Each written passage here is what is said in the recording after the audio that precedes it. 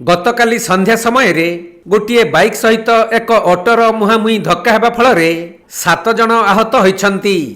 सेमानक मध्यरु 4 जनक अवस्था अति गुरुतर थिबा बेले गुरुतरଙ୍କ मध्यरे 2 नाबालक रहिछन्ति। एपरि मर्मन्तुत सड़क दुर्घटना घटिछि केन्दुझर जिला चंपुआ थाना कंचनपुर निकटरे।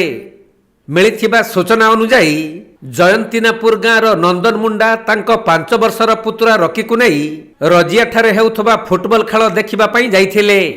आउ खेल देखि सारी एक बाइक जुगे दुहे घर को फेरुथबा बेले कंचनपुर निकटरे एक ऑटो सहित बाइकर मुहांमुही धक्का हेबारु दादा पुतुरा गुरुतर होइथिले।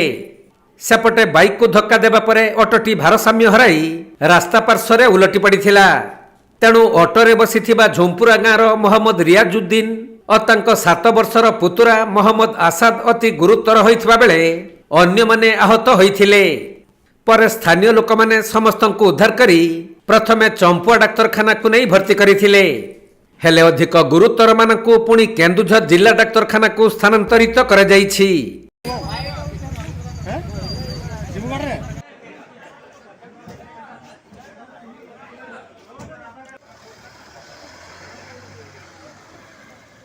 केन्दुझर जिल्लारू दीपेश कुमार बेहेरांक रिपोर्ट, कोणार्क लाइव।